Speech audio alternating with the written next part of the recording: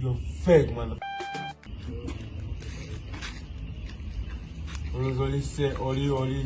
Ku estate waliwo gate, waliwo aba security aba checkinga naddala abantu abatasula eno baba tebakumanyi. So I found akavuyo nga ntuuka naye I had grenade was shouting, bro, I'm an artist, I'm grenade whatever. Then I was forced to stop. Kati wenyimiridde afande adamukutte ow'amagye. Then afande ne mugamba, afande, what's wrong? Oyo artist mumanyi bamuyita grenade. N'agamba yani ye grenade? Ne bamugamba nti bw'aba muyimbi kitegeeza kukuba bantu. Kakati awo ku gate awo wabeerawo basikali abawerako. Naye I've heard nti alwanyeeko n'abamu nga bagezaako mu stoppinga n'abakuba. Era olaba ne mu video eyo grenade ayinako some blood wano ne mu kaviiri wano. Kati awo I talk to him nemugamba grenade olina ab'amateeka, so relax, cool down, talk to them. N'agamba bro biki nze bampisa we bati biki.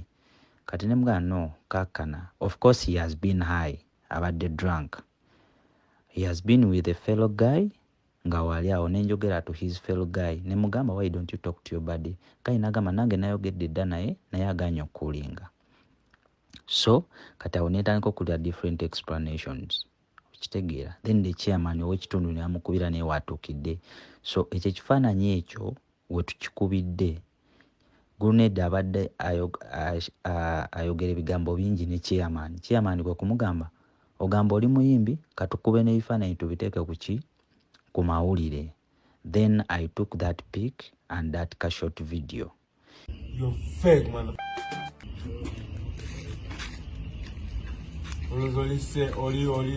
Ku estate waliwo gate, waliwo aba security aba checkinga naddala abantu abatasula eno baba tebakumanyi. So I found akavuyo nga ntuuka naye I had grenade was shouting, bro, I'm an artist, I'm grenade whatever. Then I was forced to stop. Kati wenyimiridde afande adamukutte ow'amagye. Then afande ne mugamba, afande, what's wrong? Oyo artist mumanyi bamuyita grenade. N'agamba yani ye grenade?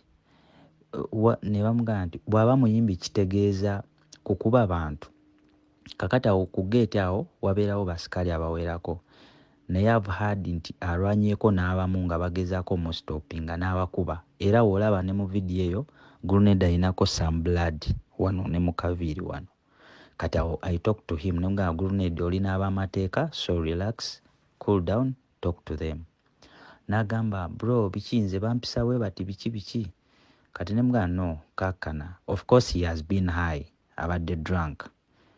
He has been with a fellow guy nga wali awo nenjogera to his fellow guy. Ne mugamba why don't you talk to your buddy? Kati nagamba nange nayogedde dda naye aganye okulinga. So kati awo netandika okulya different explanations. Kitegeera. Then the chairman ow'ekitundu ne amukubira naye watuukidde. So ekyo ekifaananyi ekyo we tukikubidde. Grenade abadde ayogera ebigambo bingi ne chairman. Chairman kwe kumugamba ogamba oli muyimbi katukube n'ebifaananyi tubiteeke ku ki? Ku mawulire. Then I took that pic and that short video.